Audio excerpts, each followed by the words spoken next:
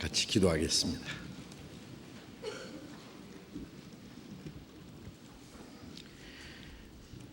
우리를 사랑하시는 거룩하시고 자비로우신 하늘에 계신 우리 아버지 하나님, 하나님이 작정하신 이 마지막 때에 이 세상 많은 사람 가운데 먼저 우리를 불러 구원해 주시고 이 세상 죄와 거짓된 가운데서 우리를 구별해 주시고 주님이 함께 계셔서 말씀으로 인도해 주시고 주님의 능력의 손길로 우리를 붙들어 주시는 주님의 몸된 교회 안에서 주님의 다스리심과 주님의 역사하심 가운데 우리의 남은 생에 살아갈 수 있도록 우리와 함께 하시고 항상 우리의 연약함을 도우시고 인도하시는 그 크신 은혜를 감사합니다. 이 시간 주님의 보배로운 피로 구속함을 받은 저희들 주님 앞에 함께 모여서 주님의 은혜와 영광을 마음껏 찬송하며 주님의 말씀을 배우며 주님 안에서 거룩한 교제를 갖게 해주신 것 감사합니다. 이 시간에도 주님께서 우리와 함께 계시고 우리 가운데 두루 행하시며 우리 각 사람을 주님 자비로운 손길로 붙들어 주시며 주님의 은혜로 더욱 풍성히 채워주시고 주님의 말씀으로 우리를 더욱 거룩하게 온전하게 세워주심을 믿고 감사합니다. 우리 각 사람을 굽어 살펴주시고 우리를 주님 하나님의 자녀로 온전히 세워주시고 이 땅에 우리의 삶이 빛의 아들로 부끄럽지 않게 헛되지 않게 살아갈 수 있도록 주님 인도해 주시옵소서. 이 세상은 날로 죄악이 충만하며 온갖 거짓과 또 악한 일들로 가득합니다. 주님, 이 악하고 패역한 세대 가운데서 우리를 거룩하게 구별해 주시고 주님, 우리에게 더욱 하나님의 거룩하신 뜻을 분별할 수 있는 지혜를 주시고 하나님의 뜻과 영광을 위해서 살 수 있는 용기와 능력을 더욱 힘입혀 주시옵소서. 그리고 우리에게 주신 이 하나님의 크신 은혜와 사랑과 진리를 우리 주변에 이뤄진 영혼들에게 전파해서 그들로 하여금 구원함을 얻을 수 있도록 주님, 우리를 주님 뜻대로 귀하게 사용해 주시기를 간절히 기도합니다. 이 시간 함께 참여하지 못한 우리 형제 자매들, 병 중에 있는 사람에게는 속히 건강을 회복시켜 주시고 마음의 시험 받는 사람, 여러 가지 연약한 중에 곤란 중에 있는 사람들 일일이 합당하신 은혜를 베풀어 주셔서 한 사람도 실족함이 없도록 주님 인도해 주시옵소서. 멀리 세계 곳곳에 해외에서 또 신앙생활하며 복음을 전하는 우리 형제 자매들 영육간에 항상 지켜주시고 이 마지막 때에 이 악한 세상에서 하나님의 자녀로 거룩하게 구별되며 주님의 복음을 담대히 증거해서 많은 영혼들을 주님 앞으로 인도하는 하나님의 그 역사를 능히 이룰 수 있도록 주님 인도해 주시옵소서. 이 시간 우리에게 나타내시기 원하시는 주님 말씀, 우리를 향하신 하나님의 거룩하신 뜻이 무엇인지, 우리가 마땅히 어떠한 사람이 되어야 하며 어떻게 행할 것들을 더욱 가르쳐 주시고 우리가 하나님의 말씀을 듣고 잊어버린 자가 아니고 우리의 마음과 생활 속에 지켜서 하나님의 뜻을 행하며 하나님 아버지께 영광을 돌릴 수 있도록 우리 가운데 주님 더욱 역사해 주시옵소서. 주 예수님 이름으로 기도드렸습니다. 아멘. 상대 찬송해 주시겠습니다.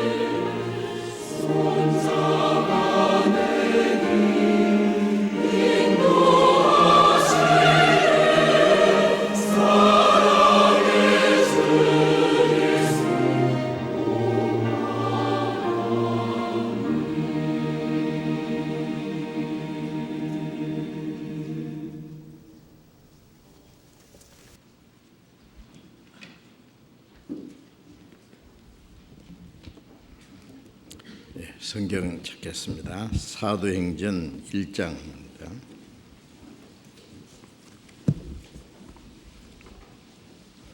사도행전 1장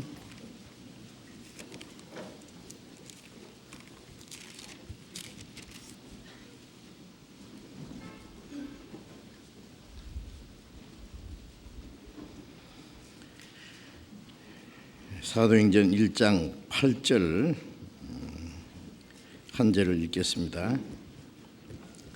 사도행전 1장 8절 같이 읽겠습니다. 오직 성령이 너희에게 임하시면 너희가 권능을 받고 예루살렘과 온 유대와 사마리아와 땅끝까지 이르러 내 증인이 되리라 하시니라.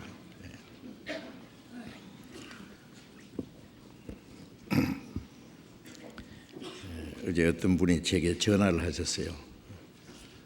메로스 때문에 지금 온 나라가 지금 염려하고 또 여러 가지로 모이는 것을 좀 이제 통제를 하고 하는데 우리 교회 모이는 것은 괜찮겠습니까? 그래서 제가 괜찮습니다. 그렇게 말씀을 했어요.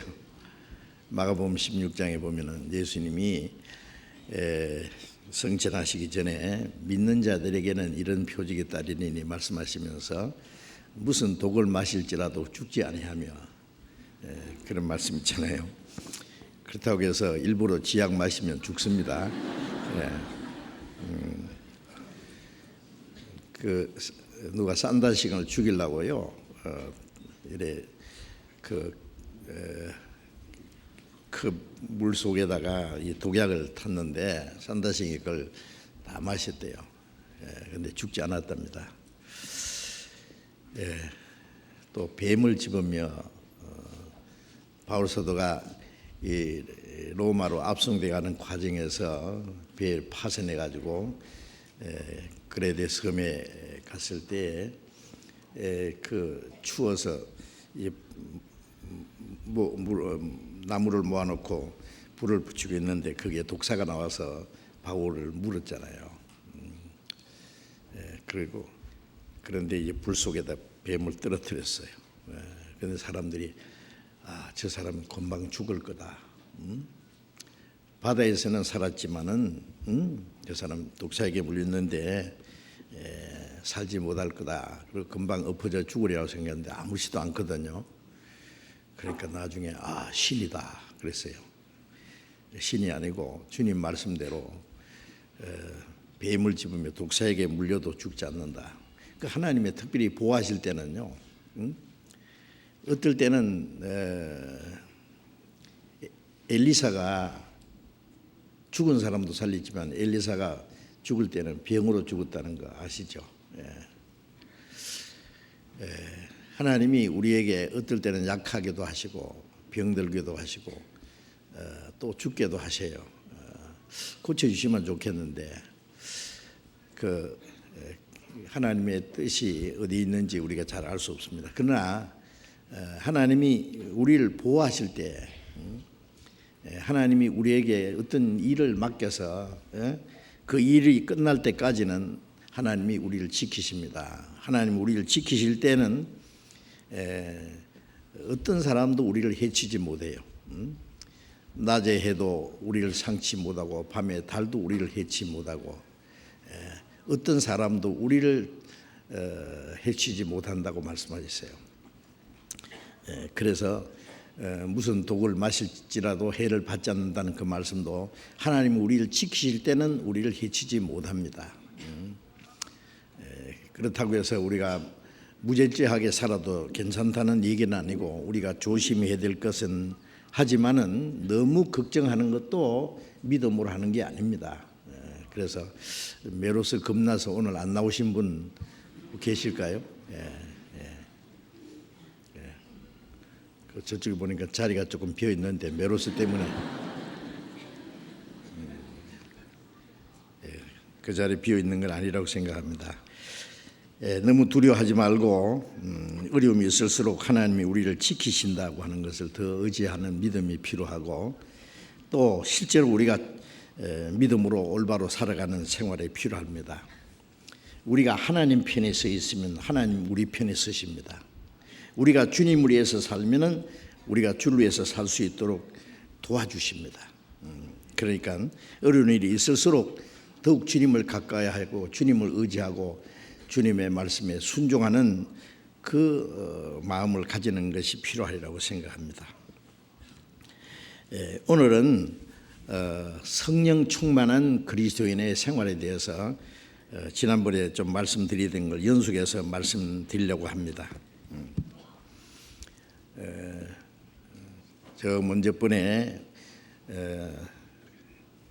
거듭난 그리스도인들 중에서 두 종류의 사람이 있다고 말씀을 드렸죠.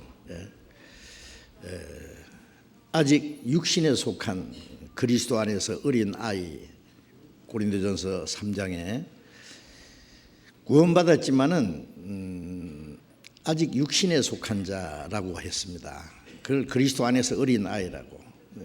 사람으로 태어났지만은 어린 아이는 먹을 거 못 먹을 거 그 분별도 못하고 아무거나 먹으려고 그러고 또 자기 생각대로 행동을 합니다. 때려 쓰고 싶으면 때려 쓰고 먹고 싶으면 먹고 울고 싶으면 울고 다른 사람에 대해서는 배려하는 마음이 없어요. 자기 고집대로 행하려고 그러고 그게 어린 아이입니다. 구원받은 이후에 아직 신앙이 어린 사람, 자기 육신의 생각을 따라서 행동하는 그런 사람을 육신에 속한 자라고 합니다. 구원받았어도 그렇게 될 수 있어요. 그 어린 아이 때가 없을 수 없지만은 빨리 지나가야 돼요. 빨리 자라야 돼요. 그게 너무 오래 가면은 안 됩니다. 고린도 교인들이 그렇게 했습니다. 그리고 이제 그리스도 안에서 이제 성숙한 그리스도인을 할 수 있는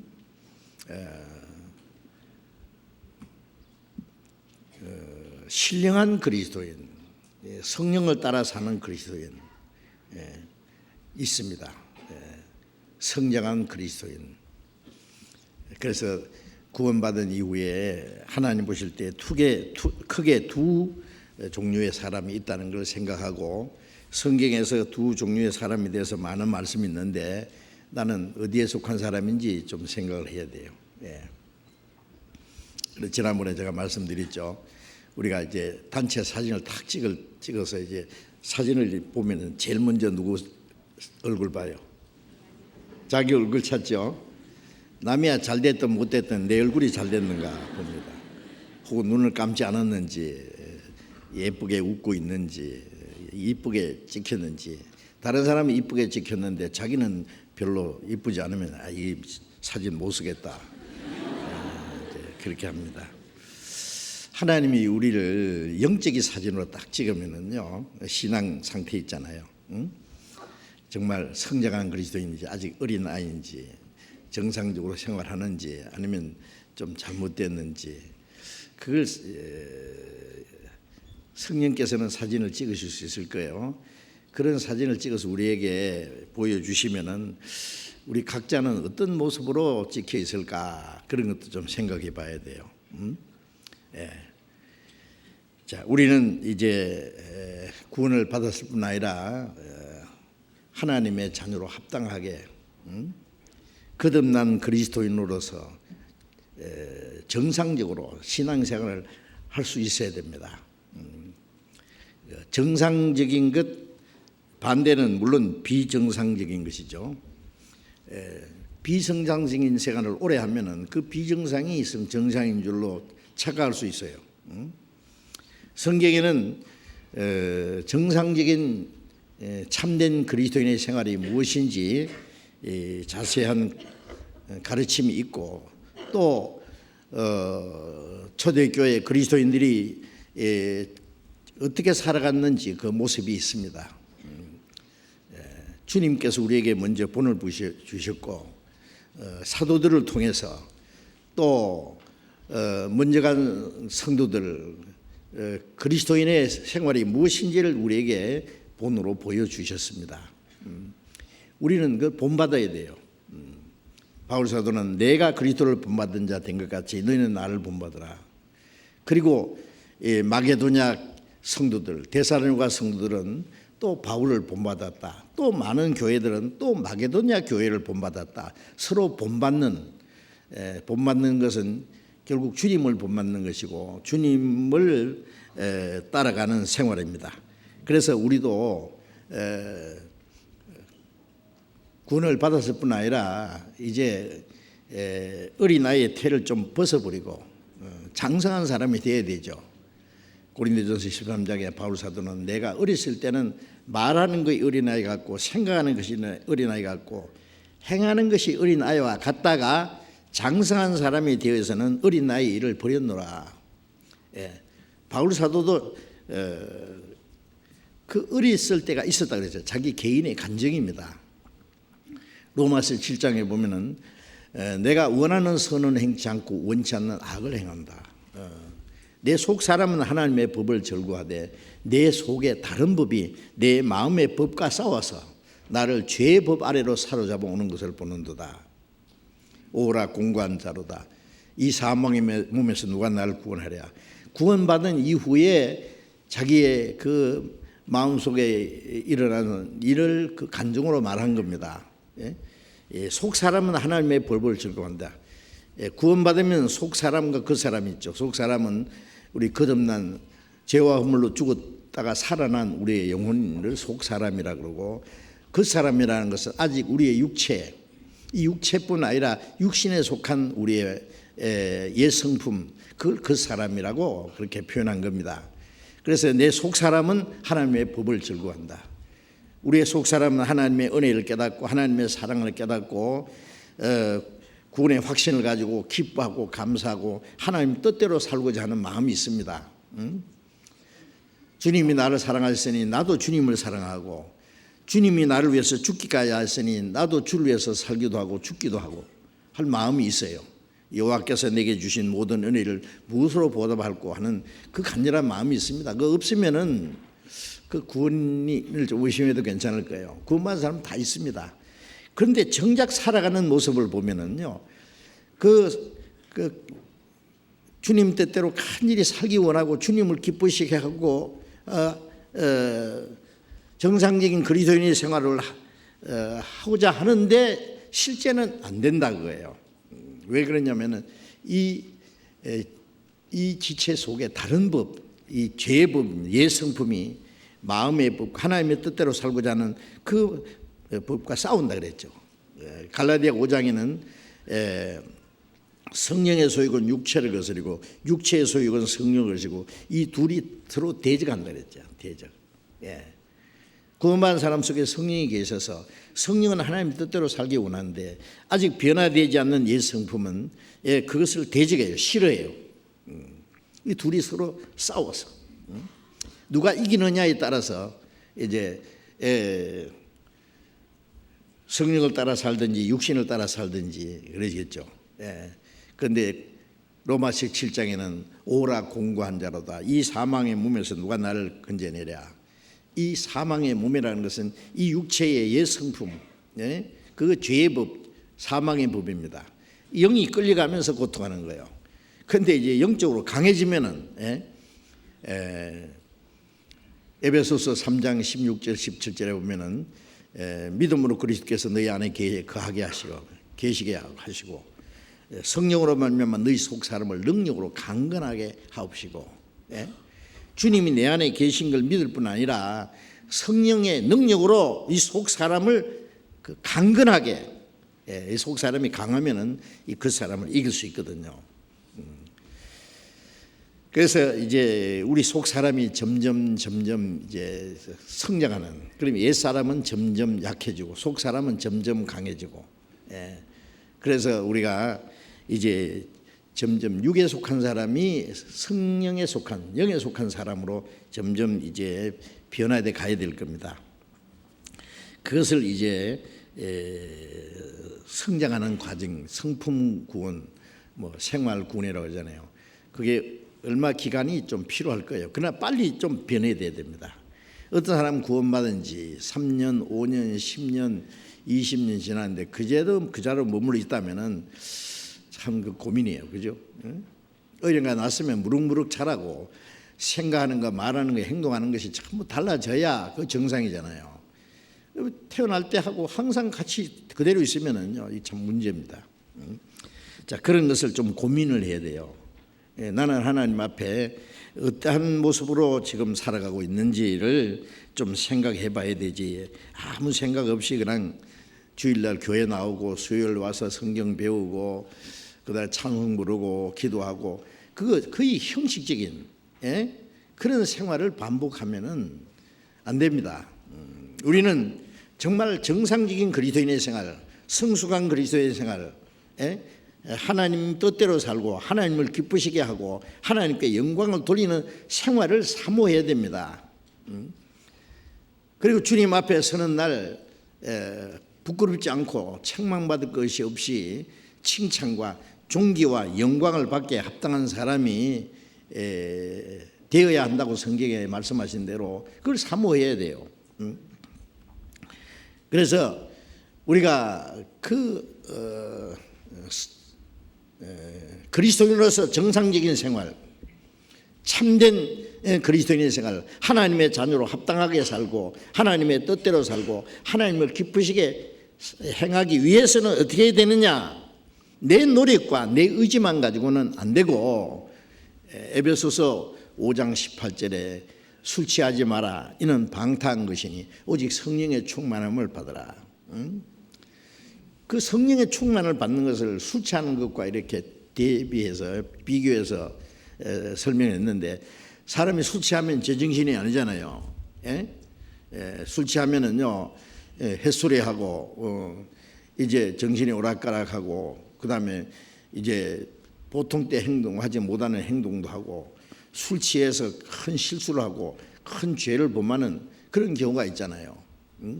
술 취하는 것은 방탕이다 그랬어요. 성령에 충만하면은 보통 사람이 할 수 없는 우리가 평소에 하지 못하던 일을 할 수 있습니다. 전혀 다른 힘이, 다른 인격이, 다른 능력에 내가 사로잡히게 되는 거예요. 그래서 우리 노력으로 사는 것이 아니라 하나님의 은혜와 생명과 능력에 의해서 우리가 신앙생활을 할 수 있어요. 우리 구원받는 것도 우리의 노력과 열심으로 되는 게 아니잖아요. 하나님의 은혜로 되는 거. 구원받은 이후에 신앙생활도 우리 노력으로만 되는 게 아니에요. 그 더 풍성한 은혜. 요한복음 1장 16절에 그의 충만한 데서 받으니 은혜 위에 은혜라. 구원받을 때 은혜 받고 구원받은 이후에 은혜 위에 은혜, 은혜 위에 은혜, 더 주고 더 주고 항상 더 주시네. 은혜 풍성하시나 항상 더 주시네. 요한복음 10장 10절에는 내가 온 것은 양으로 생명을 얻게 하고 생명을 얻게 하는 건 첫째 구원이고 더 풍성하게 구원받게 받은 사람이 더 풍성히 얻게 하라면 더 풍성한 은혜. 그리고 에베소서 3장 18절에 하나님의 모든 은혜로 너희에게 충만하게 하시기를 구하노라. 하나님의 모든 은혜로 충만하게 돼, 충만하게. 자, 그래서 그 성령의 충만함을 받으라는 것은 명령입니다. 성령 충만을 받아야 되고 안 받아야 되는 게 아니라 그건 특별한 사람에게 명하는 것이 아니라 모든 그리스도인들에게 명하시는 겁니다. 그래서 우리가 성령의 충만함을 사모해야 돼요. 왜? 성령의 충만을 받아야 정상적인 그리스도의 생활을 할 수 있거든요. 구원도요, 모든 사람에게 은혜를 베풀었잖아요. 구원받을 수 있는 은혜를 베풀었잖아요. 그런데 그 은혜를 받든지 안 받든지 그건 각자 자유요. 하나님이 강제로 구원받기 싫은 사람은 강제로 구원 안 해주잖아요. 자기가 하나님 앞에 어떤 죄인인 줄 알고 죄와 심판과 영원한 멸망이 있다는 걸 알고 거기서 하나님의 구원을 사모해야 되잖아요. 그런 사람에게 성령으로 말미암아 하나님의 은혜를 깨닫고 구원을 받도록 도와주시잖아요.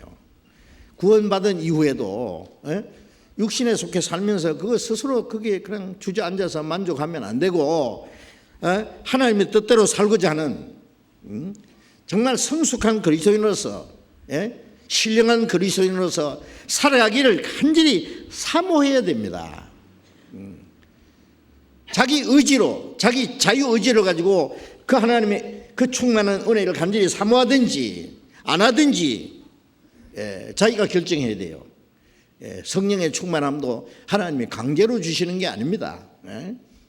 우리가 사모해야 돼요. 간절히 하나님의 은혜를 더 충만한 은혜를, 성령의 충만하심을 우리가 간절히 사모하고 기도하고 성령의 충만을 받기 위해서 우리가 어떻게 해야 될 것인지도 좀 생각해야 됩니다.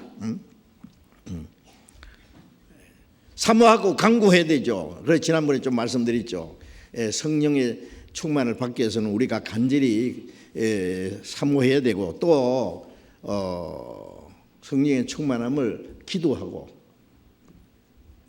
누가복음 11장에 하물며 밤낮 간구하는 자에게 성령을 주시지 않겠느냐. 그 성령을 주신다는 것은 우리가 구원받을 때 성령을 받았어요.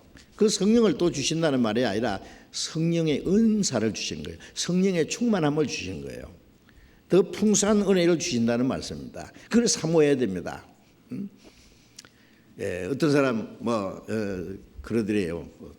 부인이 지금 겨울은 돼 가는데 뭐 양식도 없고 그다음에 연료값도 없고 뭘 사야 되는데 돈도 뭐 또 없고 막 그러니까 남편이 뭐 그렇게 여러 가지 복잡하게 걱정하느냐고. 돈 있으면 되는데. 그건 맞지요. 돈만 있으면 뭐 이것저것 다 필요한 거 살 수 있는 것처럼 우리가요 성령의 충만함 받을 수 있으면 모든 문제는 해결될 거예요. 그렇잖아요. 우리의 마음이 변하고 생활이 변하고, 우리가 하나님의 뜻대로 살게 되면 그게 따라오는 모든 축복이 있잖아요. 너희는 먼저 그 나라와 의를 구하라. 성령의 충만을 받는 사람은 어떻게 하면은 무엇을 먹을까, 무엇을 마실까 자기 육신의 그 소욕을 위해서만 생각하는 것이 아니라 어떻게 하면 주님 뜻대로 살고, 먼저 하나님의 나라 복음 전해지는 일과 하나님의 의는 하나님의 뜻대로 하나님의 뜻을 행하는, 그것을 간절히 구하면은 그걸 구하는 사람에게 필요한 육신에 필요한 모든 것을 덤으로 더하시리라고 약속이 있잖아요.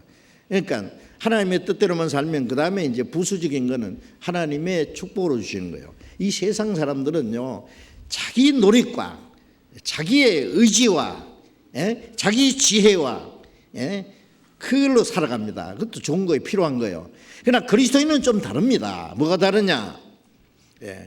우리는 자기 노력과 자기 기백과 자기 지혜와 자기 의지로 살아가는 게 아니라 그보다 더 중요한 것은 하나님의 축복으로 살아야 됩니다. 하나님의 은혜로. 구원받은 이후에도 우리에게 필요한 모든 걸 은혜로 주시잖아요. 신령한 은혜도 주시고 육신에 필요한 것도 공급해 주시는 분입니다. 공중의 새도 하나님이 기르시고 들의 백합화도 하나님이 저렇게 이쁘게 입히시는데 하물며 너희일까 보냐 그랬어요. 오늘 있다 내일 그 불에 던지오는 덜풀도 하나님 저렇게 입히시는데 하물며 너희일까 보냐. 공중의 새도 하나님이 기르시는데 너희는 많은 새보다 귀하니라. 마태복음 10장 3절에 하나님 아버지께서 너희 머리털도 다 해신 바 되었느니라. 내 머리털을 해시는데 뭘 못 들으시겠어요? 모든 사정을, 내가 내 사정을 아는 것보다 하나님이 내 사정을 더 잘 아세요. 나는 믿고 또 의지함은 내 모든 형편 잘 아시는 주님 늘 간수해 주실 것을 내가 확실히 아네. 그래서 바울사도는 주님이 내게 약속하신 그날까지 주님 앞에 선 날까지 주님이 능히 지키실 줄 내가 확신한다. 자, 그것 믿어야 됩니다.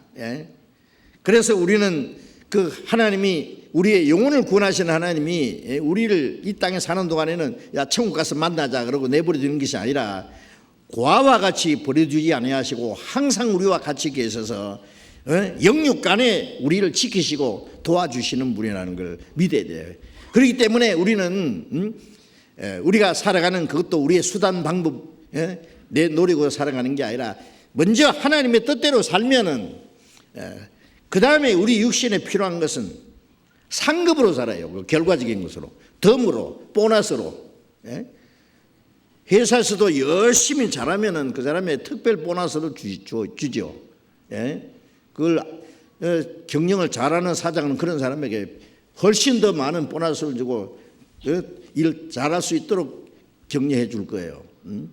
우리가 하나님의 뜻대로 살면은요, 우리의 육신은 하나님의 상급으로 삽니다.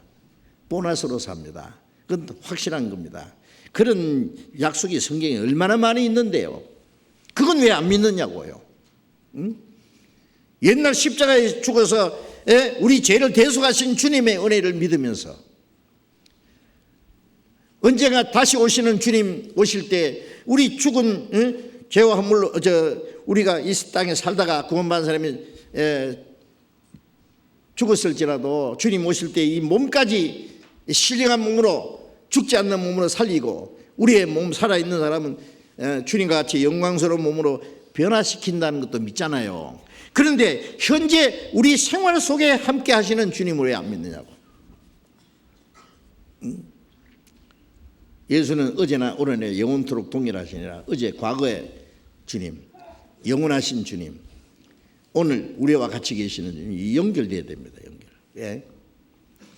자, 믿어야 됩니다. 그래서 우리가 그 살아가는 생활도 믿음으로 살아야 됩니다. 믿음으로.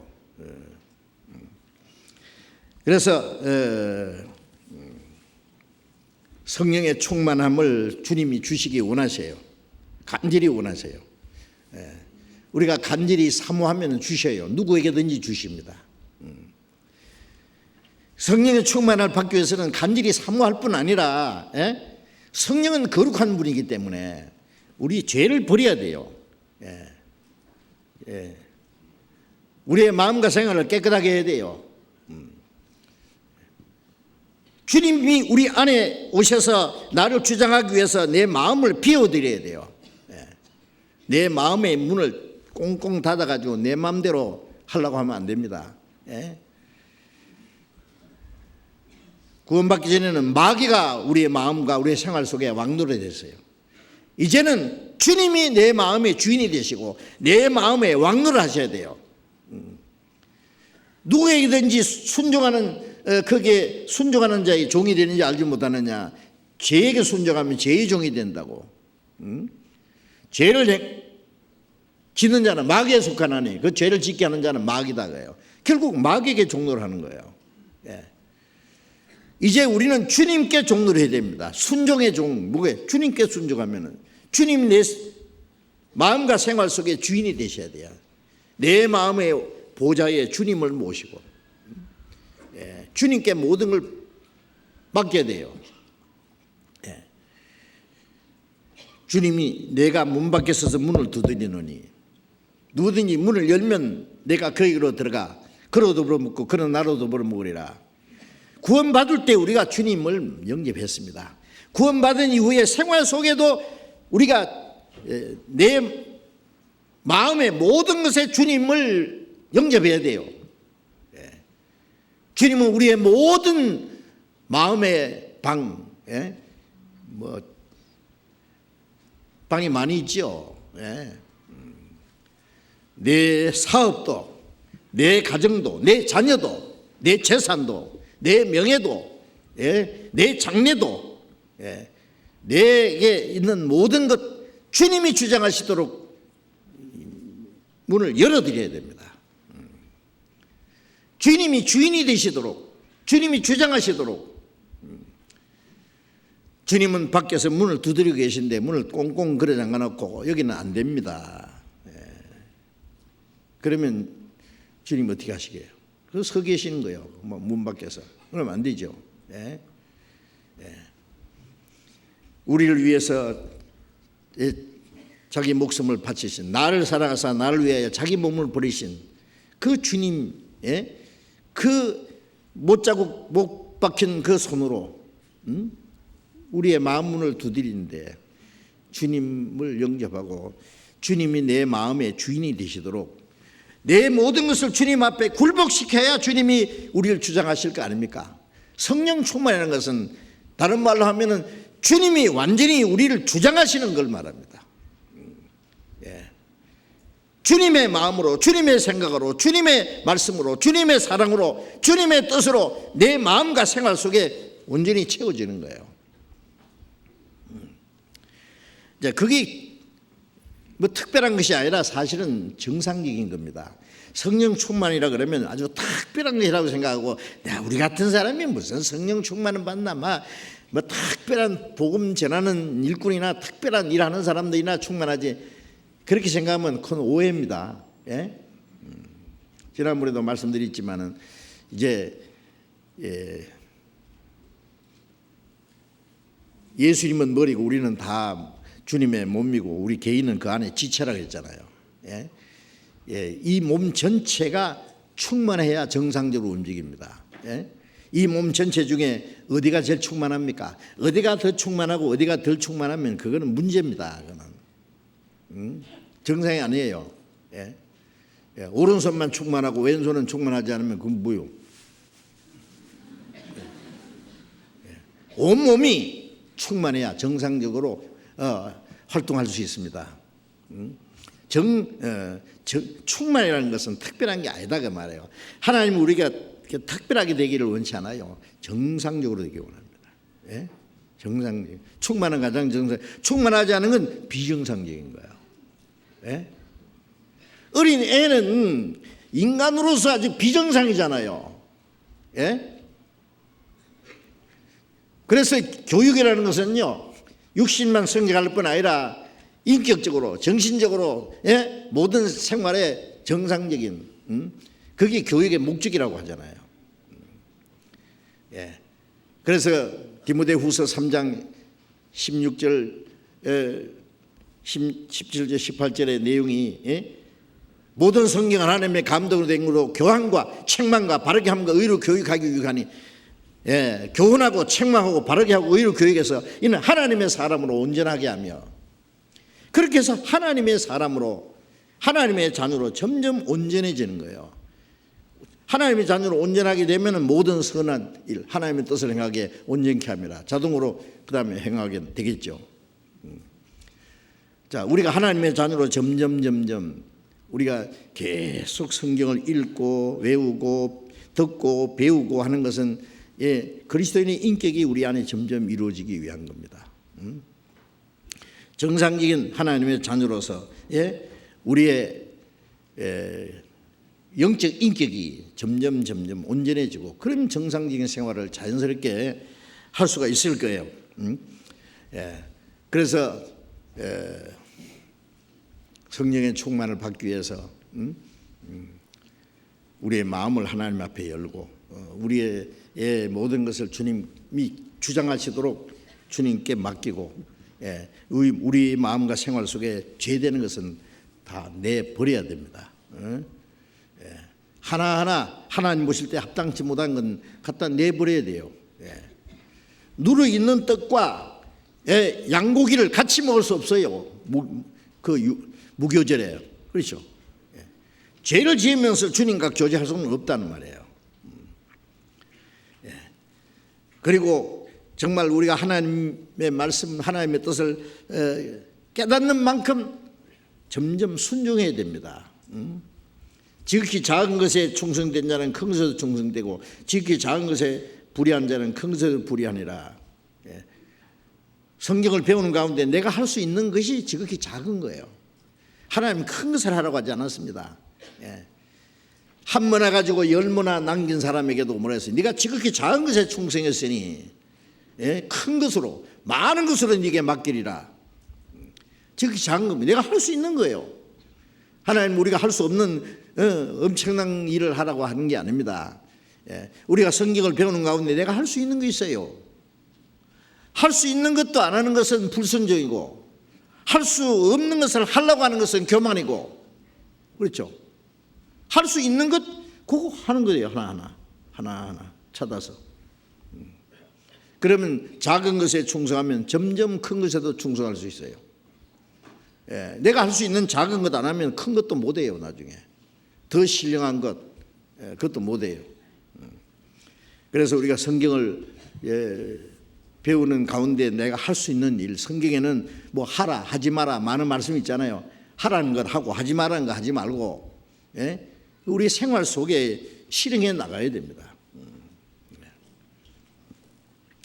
자, 오늘은 성령 충만한 그리스도인의 생활 속에요, 지난번에 몇 가지 좀 말씀을 드렸습니다. 성령의 충만함을 받으면 성령의 충만한 그리스도인은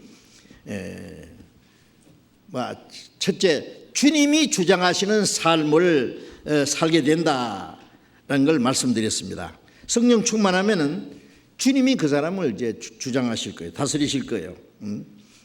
그래서 빌립보서 2장 13절에 너희 안에 행하시는 이는 하나님이시니 자기 기쁘신 뜻을 위하여 너희로 소원을 두고 행하게 하시나니. 그 말씀과 또 이제 내가 산 것이 아니야 내 안에 그리스도께서 하신 것이다. 내가 육체 가운데 사는 것은 나를 사랑하사 나를 위하여 자기 몸을 버리신 하나님 아들 믿는 믿음 안에 사는 것이라. 갈라디아 2장 20절에 있는 말씀대로 이제 나는 십자가에서 죽었고 내 안에 주님이 계셔서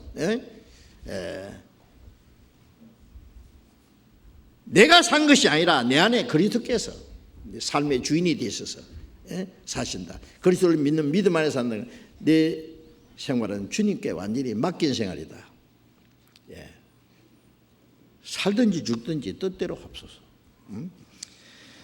그런 삶이 시작될 거예요. 그리고 이제 성령에 충만하면은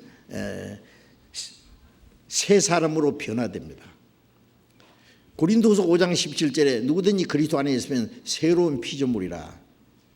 이전 것은 지나갔으니 보라 새 것이 되었도다. 그게 원칙적인 걸 말합니다. 구원받으면은 이제 새 사람이 됐어요. 죄의 사람 주님과 함께 죽고 의로운 사람으로 살아났어요. 세상에 속한 나는 죽고 하나님에서 살아났습니다. 나를 위한 생애는 끝나고 주님을 위한 새로운 생애가 시작됐어요. 그게 이제 원칙입니다. 그런데 실제는 그게 안 되면은 그 원칙과 안 맞는 거예요. 그렇죠? 그러면 이전 것은 지나갔으니 보라 새 것이 되었도다. 그리스도께서 내 안에 오시면 그 그리스도께서는 나를 이제 새 사람을 만들어요. 십자가에 죽으신 주님의 그 공로는, 그 보혈의 능력은 내 죄의 대가를 지불했죠. 죄 삭은 사망인데 그 사망을 주님이 담당하시고 죄로 말미암아 받아야 될 저주와 심판, 하나님의 진노를 주님이 대신 받아서 다 갚아주셨어요. 그러나 우리는 다시는 하나님 앞에 저주와 심판, 멸망을 받지 않아요.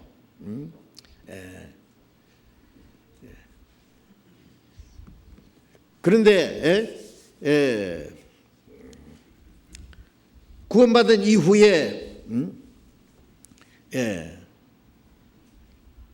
성령은 우리의 마음과 생활을 변화시키는 일이라서요. 구원받은 후에 그냥 죄를 짓도록 내버려 두시느냐? 내버려 두지 않습니다. 구원받은 이후에 우리에게 주신 성령은 이제 우리의 죄의 성품을 없애요. 죄의 생활을 변화시키는 일이라서요.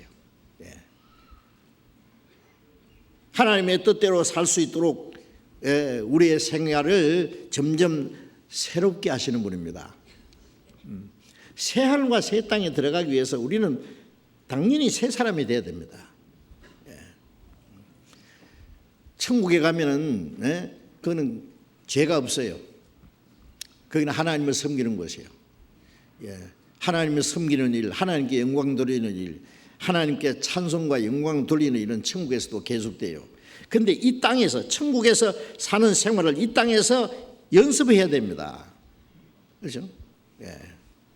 하나님을 섬기는 생활, 하나님께 영광 돌리는 생활, 말로만 아니라 우리의 마음과 생활로 하나님을 찬송하는, 이 찬송은 입술로만 하고 마음과 생활로 행하지 않으면 그것도 다 거짓입니다. 마음에 없는 소리 하는 게 거짓말이잖아요. 예. 마음과 그 말이 다른 것이 그게 속임수예요. 그게. 우리가 기도하는 거 보면, 기도할 때 보면 막 거룩하시고 자비롭고 은혜로우신 하나님, 영광을 받으시옵소서, 거룩함을 받으시옵소서. 주님 그러시겠어요. 스톱! 네가 언제 나를 거룩하게 했냐? 이름이 거룩하긴 받으시오며, 하나님 아버지 이름을 거룩하게 하려면은 그 자녀는 행동을 잘해야 됩니다. 잘못하면은 저건 누구 자식이야? 어디서 저런 게 생겨서? 그러면 아버지는 귀신도 모르게 요거도 먹어요. 그렇죠? 예? 우리가 잘못하면 하나님의 이름이 욕된다는 거 알잖아요. 우리가 찬송하는 것도 뭐 찬송의 내용이 얼마나 좋아요. 예. 그것하고 우리의 마음과 생활이 맞지 않으면은 그것도 다 거짓말이에요. 그러니까 누가 그러더라고. 예수 믿는 사람들이 주일날 거짓말 제일 많이 한다 그러더라고. 언제? 기도할 때, 찬송할 때. 예. 마음에 그 기도나 찬송 얼마나 좋아. 그러나 행동하고 생활하고는 안 맞으니까 거짓말이다 그래요. 예. 예. 우리는 자주 그런 찬송 안 부릅니다만은 다른 교회들 보면은 헌금하는 시간에 헌금 이제 광주리래 돌아가면 내게 있는 모든 것을 아낌없이 바치네, 주께 드리네, 주께 드리네, 주께 드리네, 주께 드리네. 예? 내게 있는 모든 것을 아낌없이, 아까워 죽겠는데 이거. 거짓말도 입에 침도 안 바르고 해요.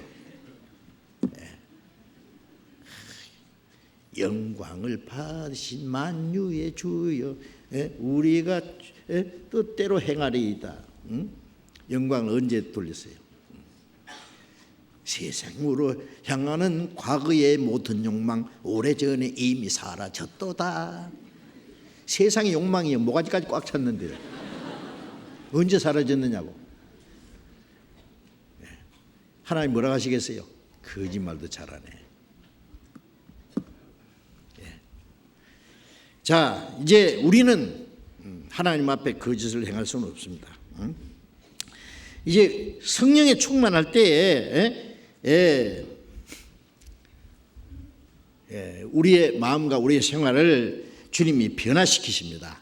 성령의 충만을 받으면 자기 육신과의 싸움에서 이길 수 있어요. 성령의 그 소욕은 육신을 이긴다 그랬잖아요. 다윗이 골리앗을 때려 죽이고 다윗이 가는 곳마다 하나님이 이기게 하신 것처럼 우리가 자기와의 싸움에서 이기고 세상이 이기고 마귀와의 싸움에서 이겨야 됩니다. 하나님께로 난 자가 아니면 세상을 이기는 자가 누구냐? 세상을 이기면 이것이니 우리의 믿음이라. 이제 성령의 충만함을 받으면은 승리하는 생활을 할 수 있습니다. 오늘은 그 성령에 충만한 그리스도인은 복음을 더욱 능력 있게 전파할 수 있다. 그래서 먼저 좀 말씀드리겠습니다. 이제 읽은 말씀에 예수님이 죽으시고 부활하시고 40일 동안 제자들에게 나타나시고 마지막 성천하시기 전에 제자들에게 마지막 하신 말씀입니다. 오직 성령이 너희에게 임하시면, 예수님이 성천하신 이후 열흘 후에 오순절에 성령이 강림하시거든요. 임하시면 너희가 권능을 받고 예루살렘과 온 유대와 사마리아와 땅까지 이르러 내 증인이 되리라. 자, 예수님 제자들은요, 예수님이 십자가에 죽으시기 위해서 잡혀가실 때 다 도망갔죠. 예수님이 부활하지 않았으면 그것으로 모든 게 끝났을 거예요. 그러나 예수님은 구약 성경에 약속하신 대로, 예수님이 친히 말씀하신 대로 사흘 만에 살아나셨고, 뿔뿔이 흩어진 죄들을 일일이 찾아다니면서 나타나셔서 다 모으셨어요. 부활하신 예수님은 나타나기도 하고 사라지기도 하고, 한 번 나타났다가 사라지는 그 다시 나타나지 않는 기간이 한 일주일씩도 되고, 그래 제자들은 어떤 마음이 있겠어요? 자, 주님이 죽으신 것도 보았고 부활하신 것도 보았다. 이제 제자들은 예수님을 십자가에 못 박아 죽인 유대인들에게 가서 너희들이 죽인 예수님을 살리셨다, 그리스도가 주가 되겠다, 막 담대히 증거하고 자기가 믿는 것을 전하고자 하는 막 불타는 마음이 있을 거예요. 그러나 예수님은 예루살렘을 떠나지 마라, 아버지의 약속하신 것을 기다리라. 요한은 물로 세를 베풀었으나 너희는 성령으로 세를 받으리라. 성령이 임하시기까지 떠나지 마라 그랬잖아요. 왜 그러냐? 복음을 전하는 것은 자기의 용기 가지고 하는 것도 아니고 자기 의지로 자기 열심으로 하는 게 아니라 성령의 능력으로 복음이 전해져야 돼요. 그래서 성령이 임하실 때까지는 가만히 있으라 그래요. 아직 시작하지 마라 그래요. 오직 성령이 너희에게 임하시면 너희가 권능을 받고, 성령의 능력, 이 능력이라는 것은요, 이 다이나마이트가 막 단단한 바위도 막 깨트리잖아요. 그 폭발하는 힘을 가르치는 겁니다. 성령이 너희에게 임하시면 우리가 상상할 수 없는 하나님의 능력이 나타납니다. 하나님의 권능이 나타납니다. 성령이 너희에게 임하시면 너희가 권능을 받고 그 성령의 능력으로 예루살렘부터 시작해서 땅끝까지 내 증인이 되리라. 예수님을 십자가 못 박아 죽인 유대인들에게 예루살렘에서 너희들이 죽인 예수를 하나님이 살리시고 그리스도가 주가 되겠다. 그날 하루에 3,000명이 구원을 받았습니다. 사도행전 2장에. 예수님 말씀하신 대로 오순절에 성령이 임했고 그 성령이 충만했습니다. 사도행전 2장 잠깐 보겠습니다. 2장 4절 같이 읽읍시다. 저희가 다 성령의 충만함을 받고 성령이 말하게 하심을 따라 다른 방언으로 말하기를 시작하니라. 자, 예루살렘에 먼저 모여서 기도한, 예수님이 성천하신 이후에 열흘 동안 그들은 모여서 간절히 기도했습니다. 성령이 강림하실 때까지 120명. 그들이 다, 저희가 다 성령의 충만함을 받았다 그랬어요. 그래서 성령의 말하게 하심을 따라 각 방언으로 다른 방언으로 말하기 시작했다. 이것은요, 바벨탑을 쌓을 때에 방언이 여러 가지 방언이 나눠졌잖아요. 왜냐하면 이제 하나님을 떠난 사람들, 그때는 하나님을 올바로 믿는 사람이 하나도 없어요. 하나님을 찾는 자도 없고 선을 행한 자가 없으니 하나도 없더라. 그게 바벨탑을 쌓을 때거든요. 그래서 그들이 똘똘 뭉쳐가지고 막 바벨탑을 쌓고 막 이 탑이 하늘에까지 닿게 막 우리 이름을 내자. 인간이 하나님을 도전하는 거예요. 이런 건 흩어버려야 돼요, 하나님이. 그래 바벨이라는 것은 혼란, 혼돈, 흩어버렸다는 뜻입니다. 그래서 여러 가지 방언이 생겨서 흩어졌잖아요. 그런데 오순절에 성령이 강림했을 때 그 흩어졌던 방언이 하나로, 한 가지 방언이 생겼다는 말이 아니라, 이 예루살렘에 모인 사람들은 다 유대인들이고, 그런데 그 오순절에 각 나라에서 모인 유대인들, 그 다음에 유대교에 입교한 이방인들까지 많은 사람들이 있어요. 각 자기 방언으로 다 말을 해요. 그런데 이 오순절에 성령의 충만을 받은 사람들이 말을 하는데 이 듣는 것이요, 다 자기들 방언으로 듣는 거예요. 이 기적입니다. 언어를 혼잡하게 하신 하나님이 오순절에 언어를 통일시킨 거예요. 왜냐하면 하나님 말씀을 알아듣도록. 유년 총회에서는요, 각 나라 대표들이 모였는데 레시바를 꽂고 어떤 국가 대표가 연설하면은 전부 각 나라 말로 그들은 통역해서 알아듣잖아요. 그런데 이때 통역 없이 그냥 자기들 방언으로 다 하나님의 말씀을 듣고는 놀랬다고 이제 사도행전 2장 그 밑에 나오잖아요. 물론 이것은 그 오순절에 그때 한 번 있었던 겁니다. 이것은 이제 전 세계 이 복음은 모든 사람에게 전해지도록 하나님이 역사하신 겁니다. 성령의 충만을 받고 그들은 담대히 말씀을 전했습니다. 사도행전 4장 31절. 사도행전 4장 31절을 또 같이 읽읍시다.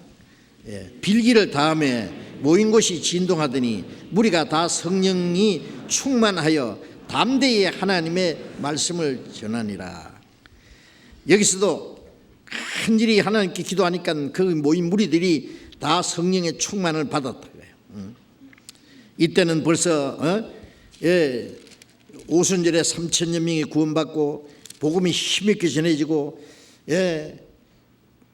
믿는 사람들이 한 무리가 되어서 전하는데 유대 종교가들이 그들을 대적하고 핍박하고 예수 이름으로 말하지 말라고 막 위협하고 그랬어요. 그때 그들이 모여서 간절히 기도했습니다. 복음을 대적하는 자들을 향해서 주님의 복음을 담대히 증거하게 해달라고 그 간절히 기도하기를 마침에 모인 곳이 진도가 되니 무리가 다 성령의 충만을 받았다. 그리고 담대히 하나님의 말씀을 전하니라. 성령의 충만하면은요, 그 성령의 능력으로 담대히 말씀을 전할 수 있습니다. 예수님 제자들은요 정말 비겁했어요. 주님을 버리고 도망갔잖아요. 그리고 자기들 잡혀 죽을까 봐 구석구석 숨어 있었어요. 그러나 이제 그들은 부활하신 주님을 보았고 성천하시는 주님을 보았고 그들은 또 뿐만 아니라 성령의 충만을 받았습니다. 그들은 어떤 그 위협에도 두려워하지 않고 그들은 이제 실패에서 딛고 일어나서 그들은 힘있게 오로지 복음을 담대히 증거했습니다. 성령의 충만은 바로 그리스도의 능력입니다. 성령께서 이뤄진 영혼들을 구원하기 위해서 명령했을 뿐 아니라 너희는 온 천하에 다니며 만민에게 복음을 전파하라 명령했을 뿐 아니라 그 복음을 전할 수 있는 능력도 주셨습니다. 복음을 전할 수 있는 열정도 주셨습니다. 예수님께서 마태복음 5장 17절에 내 아버지께서 이제까지 일하시니 나도 일한다. 내 아버지께서 죽은 자를 살리신 것 같이 아들도 원하는 자를 살리느니라.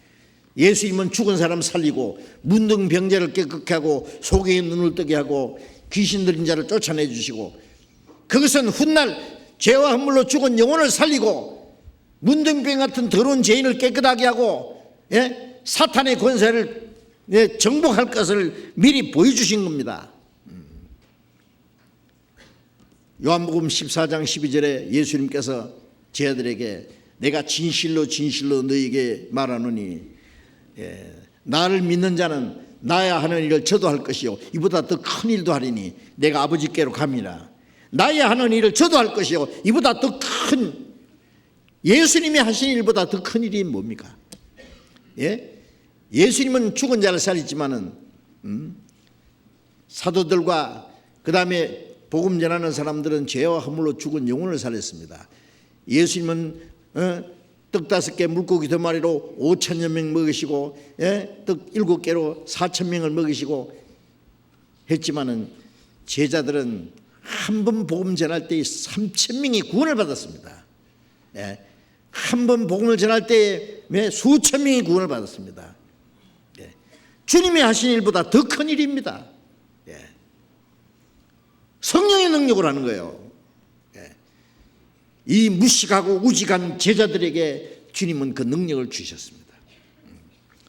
제자들이 얼마나 담대히 전했습니까? 유대인들은 예수님의 제자들이 저 어부고 무식쟁이들, 학문 없는 범인인 줄 알았다가 그들이 전하는 말을 듣고 감당할 수가 없었습니다. 그들 입에서 나오는 그 힘 있는 복음을 막을 길이 없었어요. 다시는 예수 이름을 말하지 마라 그러면은 우리는 보고 들은 것을 말하지 않을 수 없다. 우리가 너희 앞에서 하나님 말씀 듣는 거 옳으냐, 너희 말 듣는 것이 옳으냐 판단하라. 때려서 예수 이름을 말하지 마라 그러면 예수의 이름으로 능력받는 일에 합당한 자로 기뻐하면서 더 담대히 전했습니다. 그 길을 어떻게 막겠어요? 그 입을. 그 스데반도 성령이 충만해서 유대인들에게 막 담대히 전했습니다. 사도행전 7장에 보면 스데반의 설교, 긴 설교가 나오잖아요. 아브라함부터 시작해서 쫙 역사를 얘기하면서 마지막 예수님까지 딱 얘기했어요. 그 스데반의 얼굴이 천사가 뜨라 그랬죠. 그 입에서 나오는 그 말을 그들이 감히 대항할 수 없었습니다. 비방할 수 없었습니다. 유대인들은 어떻게 했어요? 귀를 틀어막고 돌로 쳐 죽였어요. 스데반은 돌에 맞아 죽으면서도 성령에 충만했습니다. 성령의 충만을 받으면은 주님의 복음을 담대히 전가할 수 있습니다. 사도들뿐 아니라 스데반은 뭐예요? 사도가 집사잖아요. 집사. 7 집사 중에 한 사람이잖아요. 집사 아니라도 평신도라도 브리스가 아굴라 그는 평신도였습니다. 그러나 구약 성경에 능하고 예수님을 알기는 알지만 세례 안에 세례밖에 모르는 아볼로를 데려다가 브리스가 아굴라의 평신도가 가르쳐서 이 아볼로가 더 담대히 복음을 전할 수 있었다. 성경에 말씀하고 있습니다. 평신도들도 성령의 충만을 받으면은요, 주님의 복음을 담대히 전가할 수 있고, 능력 있게 복음을 전할 수 있습니다. 사도행전 10장 38절에 예수님 그런 말씀이 있죠. 하나님이 나사렛 예수에게 성령과 능력을 기름 붓듯 하시며 제가 두루다니며 착한 행하시고 마귀에게 눌린 모든 자를 고쳤으니 이는 하나님이 함께 하셨습니다. 하나님께서 예수님에게 성령과 능력을 기름 붓듯 했다 그랬어요. 그래서 예수님 이스라엘 땅에 두루다니시며 마귀에게 눌린 모든 자를 고치셨다. 예수님 속에 계시던 그 하나님의 능력이 이제 성령으로 말미암아 우리에게 주셨다고 말해요. 그래서 우리는 주님의 복음을 담대히 증거할 수 있습니다. 말씀 전하는 전도인도 성령의 충만을 받지 않으면 복음을 힘있게 전할 수가 없어요. 우리 모든 형제 자매들 성령에 충만하면 복음을 정말 능력 있게 전할 수 있습니다. 똑같은 말씀을 전해도 사람의 마음을 움직이고 그들을 돌이켜서 회개하고 구원받도록 하시는 것은 그 성령의 능력이에요. 우리가 복음을 전할 때 주님께서 함께 역사하시거든요. 그 다음에 성령의 충만을 받으면은 그리스도의 몸된 교회의 지체로서의 역할을 올바로 할 수 있습니다. 고린도전서 12장 13절에 유대인이나 헬라인이나 종이나 자유자나 다 한 성령으로 세례받아 한 몸이 되었고 다 한 성령을 마시겠느니라 그런 말씀이 있는데 우리가 구원받을 때 성령의 세례를 받았습니다. 그 성령의 세례를 오해하면 안 돼요. 어떤 사람 구원받은 후에 막 기도하다가 막 성령의 막 능력을 특별히 받을 때 그 성령의 세례인데 성령의 세례하고 성령의 충만하고는 달라요. 구원받을 때 성령의 세례 받아서 우리가 한 몸이 되었어요. 알든 모르든. 저 위에 계신 주님은 교회의 머리가 되시고 구원받은 사람들은 모두 유대인이나 이방이나 종이나 자유자나 국가나 뭐 교파나 인종의 차별 없이 그리스도 안에서 하나가 됐습니다. 한 몸이 됐습니다. 한 성령의 은사를 공급받고 있습니다. 성령을 마시겠다는 거예요. 그런데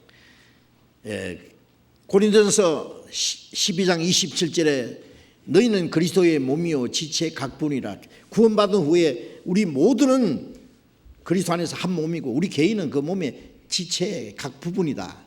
자, 그건 맞는데 지체로서의 역할을 해야 될 거 아니에요. 이 몸에 많은 지체가 있습니다. 눈도 있고 입도 있고 귀도 있고 손도 있고 발도 있고 이 몸에 보이지 않는 많은 지체들이 있고 이 모든 지체들이 있으므로 이 정상적인 몸으로서의 머리의 뜻을 이행할 수가 있어요. 그런데 어떻게 해야 그 지체들이 각각 정상적으로 지체로서의 역할을 할 수 있느냐? 성령의 충만을 받아야 돼요. 성령의 충만을 받으면 우리는 그리스도의 몸의 지체로서의 한 몸이라는 걸 알 뿐 아니라 머리의 뜻을 따라서 순종하고 머리 대신 주님의 뜻을 행할 수가 있습니다. 에베소서 4장을 찾겠습니다. 에베소서 4장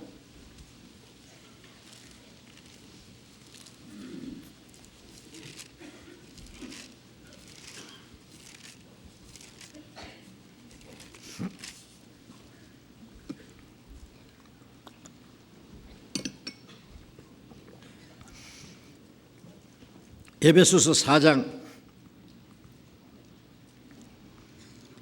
2절 3절을 2절부터 4절까지를 같이 읽겠습니다.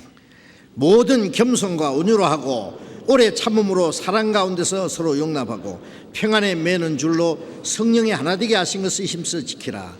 몸이 하나이요 성령이 하나이니 이와 같이 너희가 부르심의 한 소망 안에서 부르심을 입었느니라.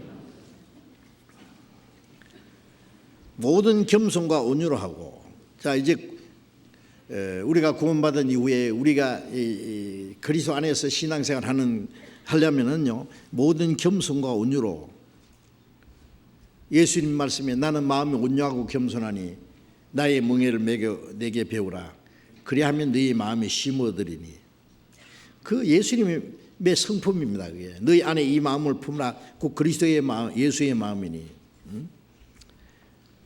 온유라는 말씀은 이제 우리 말 그 사전에 보면은요 친절하다, 모든 사람에 부드럽게 대한다, 뭐 이렇게 하는 것을 온유라고 했는데 그 맞습니다. 그러나 여기서 예수님 말씀하시는 나는 마음이 온유하고 겸손하다는 말은 말없이 묵묵히 도상으로 끌려가는 양처럼 털 깎는 자 앞에 있는 양처럼 어떤 일이 있어도 묵묵히 하나님의 뜻에 순종하는 그 마음. 예수님은 우리를 구원하기 위해서 십자가에 죽으시기 전에 하나님의 뜻에 무조건 복종하는 것이 십자가입니다. 십자가에 죽기까지 복종하셨으니 죽기까지 복종했습니다. 그게 온유입니다. 말없이 묵묵히 불평할 것도 없고 거기에 대해 아무 반항도 없이 하나님의 뜻이면 묵묵히 순종하는 그 첫 번 온유입니다. 겸손이라는 것은 하나님 앞에 자기는 자기의 위치를 알고 묵묵히 복종할 수밖에 없는 위치에 있다는 것을 아는 게 겸손입니다. 겸손은 원래 자기 위치보다도 더 낮게 자기를 낮추는 것이 겸손이죠. 교만이라는 것은 자기 위치보다도 좀 더 높게 생각하는 게 교만입니다. 우리는 정상적인 자기 위치보다 조금 낮춰야 돼요. 온유하고 겸손하고 겸손과 온유. 이 교회 안에 우리 신앙생활을 하려면 말없이 묵묵히 순종하는 마음이 첫째 필요합니다. 겸손. 어떤 사람 좀 신령한 척 하면은요 어썩해가지고 교만합니다. 예. 좀 열심히 하면은 그것도 자랑하려고 그래요. 예. 남 못하는 거 하면은 괜히 자기를 나타내려고 그러고, 일을 많이 할수록 말을 적게 해야 됩니다. 희생을 많이 할수록 낮아져야 됩니다. 예.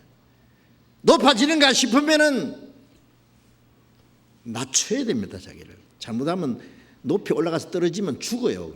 예. 예. 교만은 패망의 선봉이라 했잖아요. 겸손은 종기의 앞잡이니라. 우리 전도인들에게 기가 아프게 말한 게 교만하면 죽는다는 겁니다. 예. 우리가 교만할 게 뭐 있느냐고. 바울 사도는 신약 시대에 있어서 바울만큼 위대한 사람이 어디 있어요? 그는 신약 성경 반 이상 14권을 기록했습니다. 27권 중에 14권을 기록했으니까 반 이상 기록했잖아요.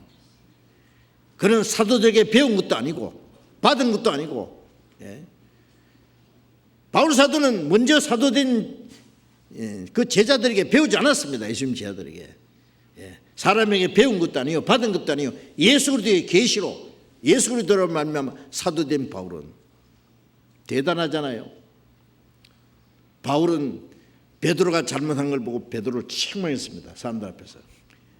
베드로는 바울을 책망하지 못했지만 바울은 베드로를 책망했습니다.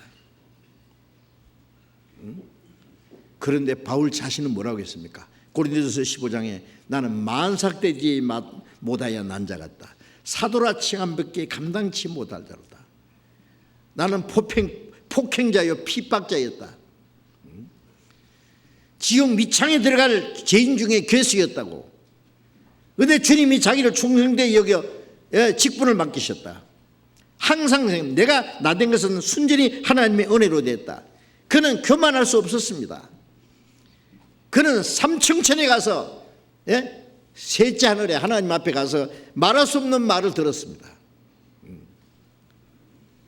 그런데 자기는 만삭되지 못하여 요즘 말로 팔풍이 같은 나다. 사도라 칭함 밖에 감당치 못할 자라. 자기를 비하시켰습니다.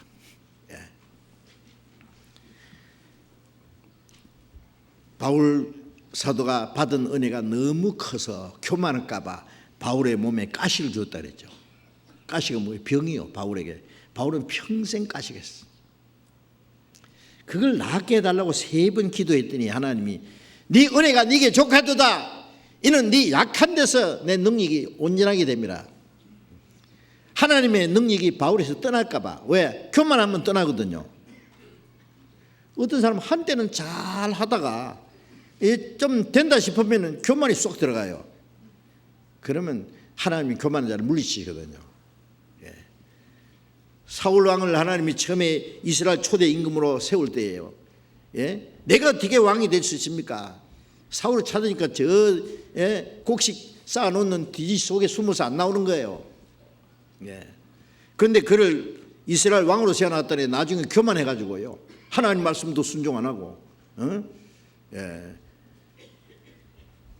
하나님이 다윗을 세워서 하나님의 능력을 나타내시니까 다시 죽이려고 따라다니고 결국 하나님이 죽여버렸잖아요. 교만하면 죽습니다. 예. 우리는 자랑할 거 아무것도 없습니다. 무엇이든지 자기에게 난 것 같이 자랑할 것이 없다. 예.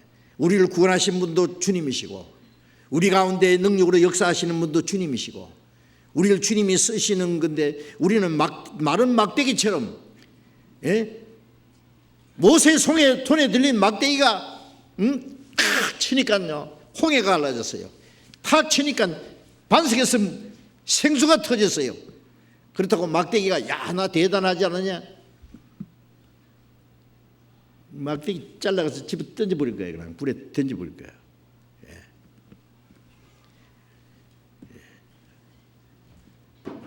우리는 모든 생활에 겸손해야 됩니다.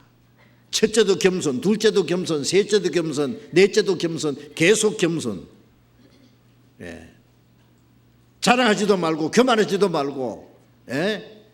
높아지면 뭐 할게요 그거야. 예. 아무 소용없는 짓이에요. 그래서 모든 겸손과 온유로 하고, 신앙생활의 첫째가 겸손과 온유입니다.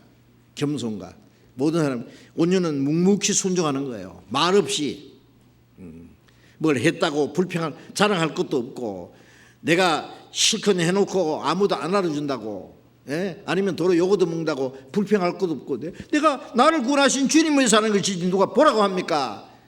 자랑하려고 합니까? 자랑하는 자는 주 안에서 자랑할지니라. 우리의 만족은 주님께 있다.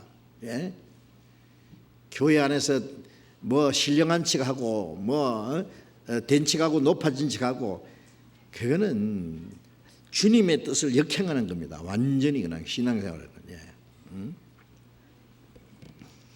그래서 말씀 전하는 사람도 강단에 섰을 때는 사자처럼 부르짖고, 강단에서 내려오면 양처럼 돼야 된다고.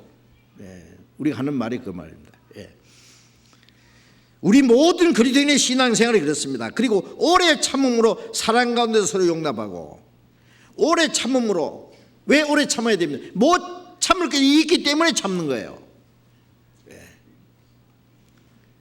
한 남자와 한 여자가 결혼해서 결혼 생활에서 가정 생활을 해도요, 처음에 두 사람이 사랑해서 사랑을 맹세하고, 제가 이번에 유럽에서 가서 다리를 이제 겼는데 막 다리에다가 막 자물통을 얼마나 많이 치워놨는지, 막 남녀가 두 사람의 사랑에 그 맹세한 그 자물통이라 그러더라고. 막 자물통이 하도 많이 걸려가지고 다리가 내려앉게 생겼대요. 하도 무거워서 그 자물쇠를 막 없앴는데 또 많이 갖다 놨어요. 그저께 신문에 막 자물통 너무 많이 달아나가지고 다 철거해 버렸대 이걸. 그래가지고 아주 다리를 그냥 자물통 못 채우게 그냥 만들어 버렸대. 그래 누가 그러더라고, 이게 자물통 채워놓고 저 다리 건너서 헤어졌을지도 모른다고. 네 없으면 내 못 살고 내 없으면 내 죽는다 그래도요, 조금 있으면 찌그럭 싸웁니다. 왜? 안 맞거든. 성격도 다르고 생각도 다르고 하는 일도 다르고, 걸핏하면 헤어지고. 아이, 화성에서 온 남자하고 금성에서 온 여자인데 뭐가 그렇게 맞겠어요? 그래. 사랑은 오래 참는 겁니다. 사랑은 온유하고, 사랑은 자랑하지 아니하고, 사랑은 교만하지 아니하고, 자기 유익을 구치 않고, 상대편의 유익을 구하고, 남편이 자기에게, 아내가 자기에게 잘해주기를 바라보다 자기가 먼저 잘해야 되죠. 자기가 했는 만큼 돌아와요. 잘못한 것도 그냥 돌아와요. 그 원칙을 내가 결혼 인사하러 온 사람들에게 꼭 한마디씩 해줄 때 그런 얘기 합니다. 먼저 자기가 좀 잘해보라고. 제 생활 속에 제가 터득한 거거든, 그게. 그거 터득하는데 너무 시간이 많이 걸리더라고. 참 편해요, 그러면. 하여튼 우리 신앙생활도요, 우리 각각 다른 형편에서 자랐고, 교육도 따로따로 받았고, 성격도 다르고, 모든 것이 다 얼굴 다르지 다 다른데, 같이 한 교회 안에서 주님의 몸된 교회로서의 한 가족으로서 신앙생활을 하려면은 문제가 없겠어요. 주님 앞에 설 때는 육신이 다 없어지기 때문에 괜찮습니다. 그러나 우리는 육신이 있기 때문에 다 달라. 구원받았어도 믿음도 같고 소망도 같고 사는 목적도 같은데 다른 게 너무 많아. 그래서 오래 참아야 된다고 말해요. 오래 참고. 어떤 사람은 나 더 이상 못 참아. 그럼 어떡할 거예요? 못 참으면. 어떻게 할 거예요? 예수님은 끝까지 참았어요. 유다가 끝까지 예수님을 배반했고, 예수님은 끝까지 참았어요. 끝까지 사랑했어요. 하나님도 끝까지 참으시잖아요. 지옥 가는 사람 끝까지 사랑 배척하고. 우리는 사랑은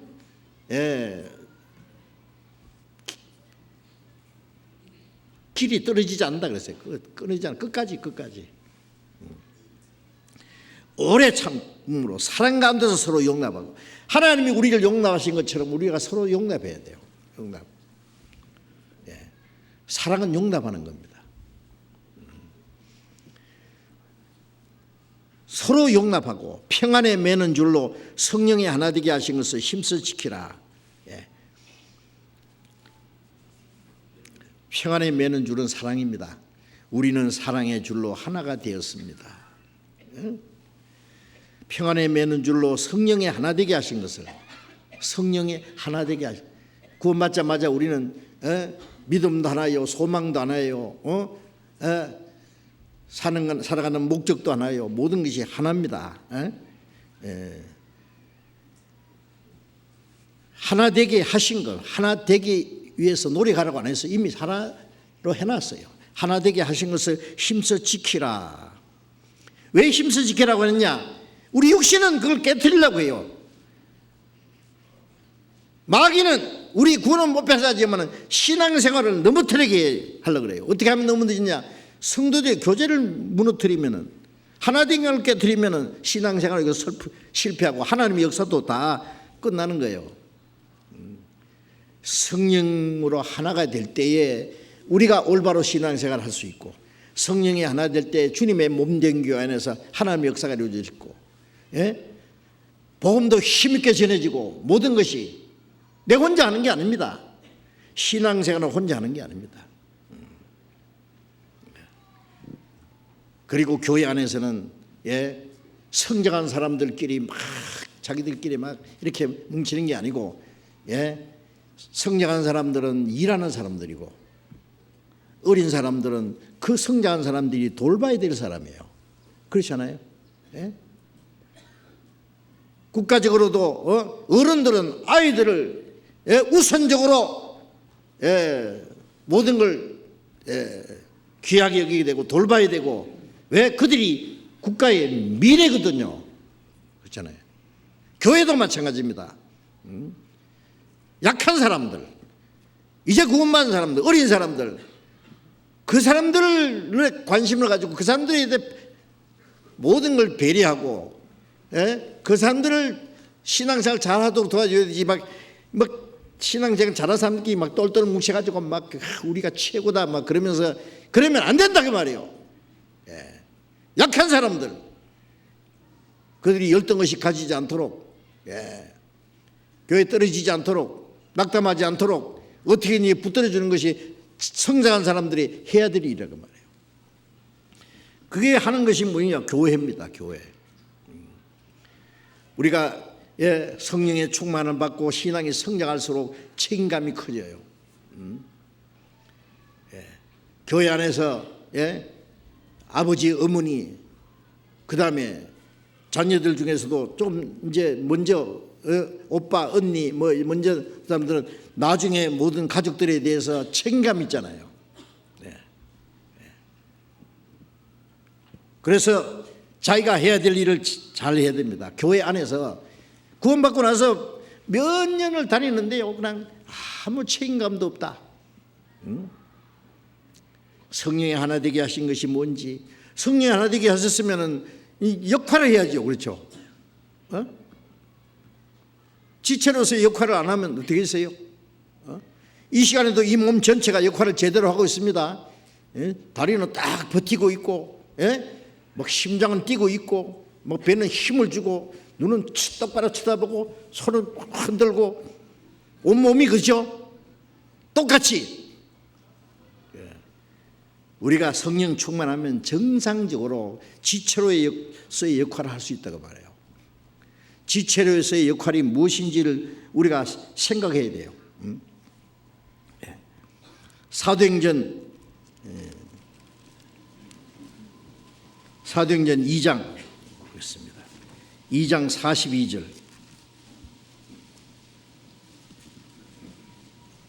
사도행전 2장 42절 같이 읽겠습니다. 저희가 사도의 가르침을 받아 서로 교제하며 떡을 떼며 기도하기를 전혀 힘쓰니라. 자, 처음 오순절에 구원받은 이 3천 명이 저희가 사도의 가르침을 받아 서로 교제하며 떡을 떼며 기도하기를 전혀 힘쓰니라. 자, 이 사람들이 말씀 안에서 말씀을 배우고 서로 교제하고 순전한 마음으로 떡을 떼고 이게 음식을 먹는 동시에 이 성찬도 뗐을 겁니다. 기도하기를 전혀 힘쓰니라. 44절 봅니다. 44절부터 47절까지 같이 읽읍시다.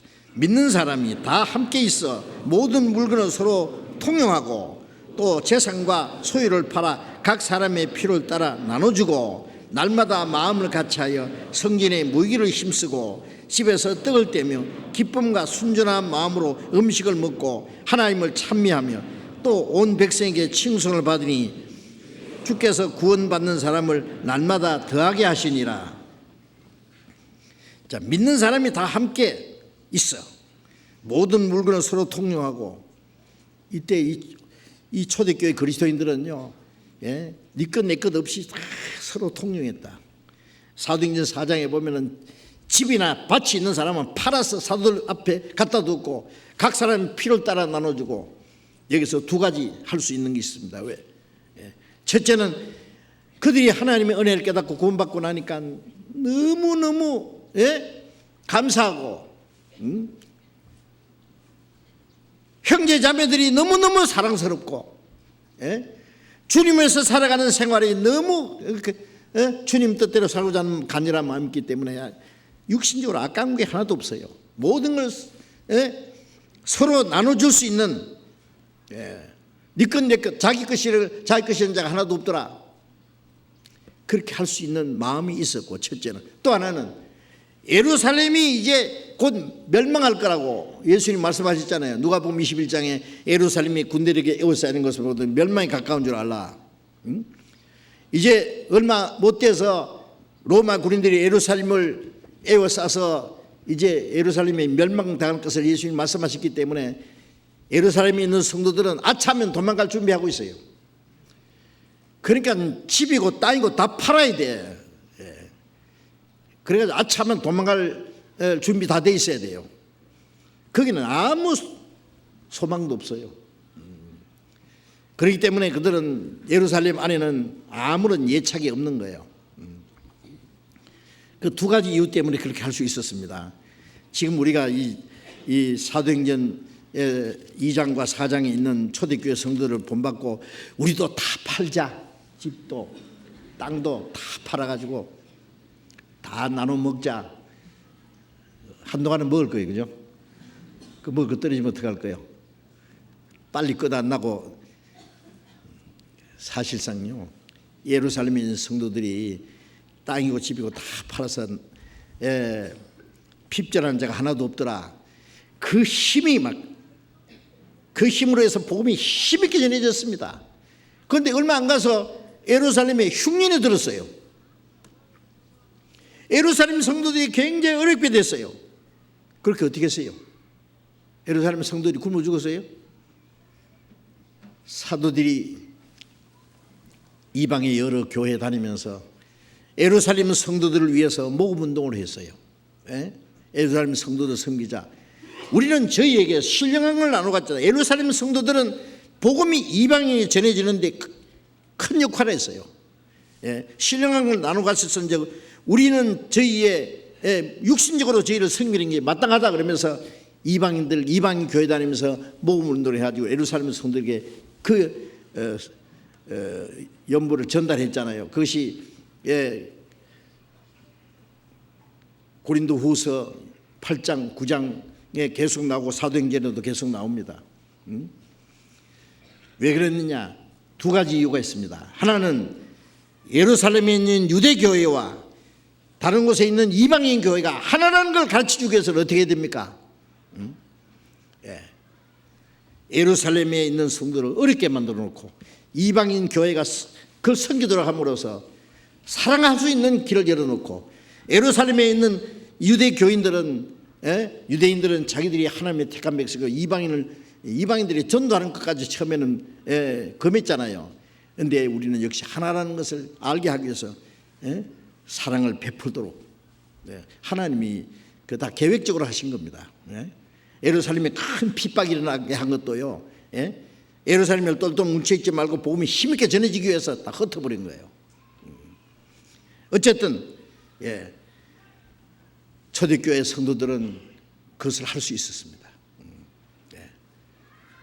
우리는 그 예루살렘의 성도들만큼은 못할지라도 우리가 성령의 충만을 받을 때 우리는 정말 그리스도 안에서 하나라는 걸 알고 교회 안에서의 이 지체로서의 역할을 올바로 할 수 있다고 생각합니다. 사도행전 4장 32절 보겠습니다. 사도행전 4장 32절 같이 읽읍시다. 믿는 무리가 한 마음 한 뜻이 되어 모든 물건을 서로 통용하고 제 재물을 조금이라도 제 것이라 하는 이가 하나도 없더라. 믿는 무리가 예루살렘에 있는 성도들입니다. 한 마음과 한 뜻이 되어서 모든 물건을 서로 통용하고 제 재물을 조금이라도 제 것이라는 자가 하나도 없더라. 자, 이들은 정말 하나가 됐습니다. 그리고 교회로서의 그 복음을 전파하는 역사를 그들은 온전히 이루었습니다. 시편 한 곳에만 보겠습니다. 시편 133편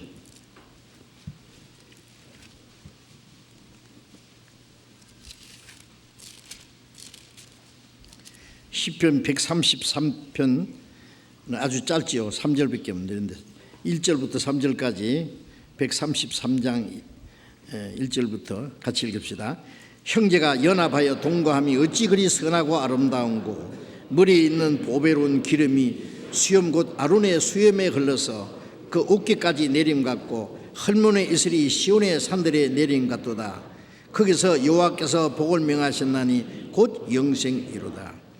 형제가 연합하여 동거함이 어찌 그리 선하고 아름다운고. 이 성경에 기록된 것은 다윗이 기록한 말씀인데 예수님 오시기 1000년 전에, 지금부터 3000년 전에 기록된 말씀인데 이 말씀의 뜻은 구원받은 그리스도인들이 성령으로 연합된 그 무리 안에 있을 사건을 말합니다. 형제가 연합하여 성령으로 연합하여 동거한다는 건 같이 생사고락을 같이 하는 걸 말합니다. 남편과 아내는 결혼하자마자 동거합니다. 자녀들도 같이 동거합니다. 모든 운명을 같이 합니다. 구원받은 사람 우리는 하나님의 가족입니다. 영원히 천국 가서 같이 살 사람들입니다. 이 땅에 사는 동안에도 같이 살아야 되죠. 동거함이 어찌 그리 선하고 아름다운고 하나님 보실 때 선하고 아름답습니다. 머리에 있는 보배로운 기름이, 머리 대신 예수님 머리에서 흐르는 기름이 이 온몸에 흘러내립니다. 대제사장 아론의 이 가슴에 12지파의 이름이 기록된 흉패가 걸려있고 그 기름이 머리에서 흐르는 기름이 시험에 흘러서 어깨까지 뚝뚝뚝뚝 흘러내립니다. 머리 대신 주님께로부터 주시는 성령의 능력이 우리에게 전부 흘러내리는 거예요. 수염이 이렇게 바람에 날리는데 기름이 쭉 흐르면 붓대처럼 빼쭉하게 되겠죠. 우리는 성령으로 하나가 됩니다. 우리는 성령으로 하나가 되었습니다. 그 어깨까지 내림 같고 우리 구원받은 성도들 안에 성령의 기름이 흘러내립니다. 헐몬의 이슬이 시온의 산들이 내림 같도다. 이스라엘에요 제일 위에 헐몬산에 있고 헐몬의 산에서부터 헐몬산에 그 쌓인 눈이 흘러서 눈이 녹아서 흘러 들어간 곳이 갈릴리 호수고 갈릴리 호수에서 물이 전 국토에 보내서 그 농사를 짓고 살잖아요. 헐몬의 이슬이 시온의 산들에 내린 같도다. 이 이슬이라는 것은 은혜를 말합니다. 머리에부터 오는 그 기름이 온몸에 흐르고 헐몬산에 내리는 이슬이 온 이스라엘 땅에 시온산에 내린 같이 주님의 은혜가 우리에게 계속 내리는 겁니다. 거기서 여호와께서 복을 명하셨나니, 거기서가 어디예요? 교회입니다. 교회. 성도들이 성령으로 하나 된 무리 안에 복을 명하셨느니 곧 영생이로다. 그래서 성령의 충만함을 받을 때 우리는 뜻이 하늘에서 이룬 것 같이 땅에서 이루어지이다. 머리 대신 뜻이 하늘에서 결정된 것 같이, 하늘에서 이룬 것 같이 땅에 있는 성도들 속에 이루어지이다. 구원받은 성도들 속에 하나님의 뜻이 이루어지지 않으면 어디서 이루어질 겁니까? 그런데 성령 충만을 받은 사람은 내가 성령 충만하다고 자랑하지 않을 겁니다. 성령 충만한지 아닌지 잘 모를 거예요. 한 가지 확실한 것은 점점 정상적인 생활을 하는 겁니다. 성령 충만하면은 복음 전할 사명을 가집니다. 전에 그런 노래 들으셨죠? 이 몸이 죽어서 나라가 산다면, 이 몸이 죽어서 나라가 산다면 이슬같이 죽겠노라. 자, 우리는요, 우리가 복음을 전해서, 우리가 희생해서 온 몸과 재산들이 이 복음을 전하서 다른 영혼들이 구원받는다면 우리도 하늘의 밀처럼 땅에 떨어져 죽을 거다. 죽어서 많은 열매를 맺는다면, 예수님도 하늘에서 땅에 떨어졌잖아요. 땅에 떨어져 죽었습니다. 우리는 땅에서 땅에 떨어져 죽어야 돼요. 또 그래서 더 많은 열매를 맺혀야 됩니다. 하나님은 모든 사람이 구원받기를 원하시고 아무도 멸망치 않고 회개하기를 원하셔서 하루가 천년같이 기다리십니다. 그 복음을 전하고자 하는 그 사명감, 열정, 그것이 있어야 됩니다. 우리가 주님과 더 가까워지고 하나님의 은혜와 생명과 성령으로 점점 사로잡힐 때에 복음 전할 수 있는 사명감도, 열정도, 능력도 더 있을 것입니다. 그리고 교회 안에서 하나의 지체로서의 역할을, 내가 안 하면 누가 하랴? 구원받은 후에 오랜 동안에요, 그냥 손님처럼 그냥 왔다 갔다 하고, 내가 교회에서 내가 할 일이 무엇인지를 찾지 못한다면 안 됩니다. 우리 몸 전체 안에 필요 없는 지체는 하나도 없습니다. 다 필요하기 때문에. 전에 누가 그러더라고요. 이 맹장은 처음부터 없으면 좋겠는데, 그래서 저도 맹장 떼내버렸습니다. 그건 잘못돼서 그랬어요. 그런데 일부러 떼내면 안 돼요. 맹장이 없는 사람은요, 우주인이 못 된대요. 비행사가 못 된대요. 역할을 하는 겁니다. 우리 몸에 필요 없는 지체는 하나도 없어요. 하나님 필요하기 때문에 우리 몸의 지체를 다 주셨어요. 하물며 구원받은 성도들 중에 필요 없는 사람이 있을까요? 다 필요합니다. 찾아보면 자기 할 일이 다 있습니다. 우리가 신앙이 성장하고 성령에 충만하고 점점 주님으로 우리 안에, 주님의 인격이 우리 안에 이루어질 때에 교회 안에서의 지체로서의 역할도 잘하게 될 겁니다. 여기까지 말씀드리겠습니다. 기도하겠습니다. 자비로우신 우리 아버지 하나님, 주님의 보배로운 피로 우리를 구원해 주시고 우리의 남은 생에 주님 몸된 교회 안에서 주님의 다스리심과 보호 안에서 하나님의 뜻과 영광을 위해서 살 수 있도록 인도하시는 은혜 감사합니다. 그러나 우리는 아직도 우리의 육신의 연약함으로 인해서 하나님의 뜻대로 행하지 못하고 하나님께 영광을 돌리지 못하고 우리의 육신의 소욕을 따라 행할 때가 많습니다. 주님, 자비로운 손길로 우리를 더욱 붙들어 주시고 주님 은혜와 생명과 성령으로 우리를 충만케 해 주셔서 우리가 하나님의 자녀로서 합당하게 살아갈 수 있도록, 그리스도인으로서 참되게 신앙생활을 할 수 있도록, 이 땅에 우리의 삶이 헛되지 않고 하나님이 우리에게 맡기신 거룩한 역사를 온전히 이룰 수 있도록 우리를 주님 뜻대로 귀하게 사용해 주옵소서. 우리의 힘이나 노력으로는 올바로 하나님의 뜻을 행할 수 없고 그리스도인의 생활을 할 수 없는 것을 압니다. 성령의 충만을 받으라고 명령하신 주님의 명령을 따라서 주님 성령으로 능력으로 우리를 붙들어 주시고 우리를 충만케 해주셔서 주님 앞에 합당한 삶을 살아갈 수 있도록 주님을 섬기고 주님을 기쁘시게 하고 하나님 아버지께만 영광을 돌릴 수 있도록 인도해 주시고 이 마지막 때 하나님 우리에게 맡기신 이 복음 전파의 사명을 감당할 수 있도록 우리 모두를 주님 능력으로 힘입혀 주시고 인도해 주시옵소서.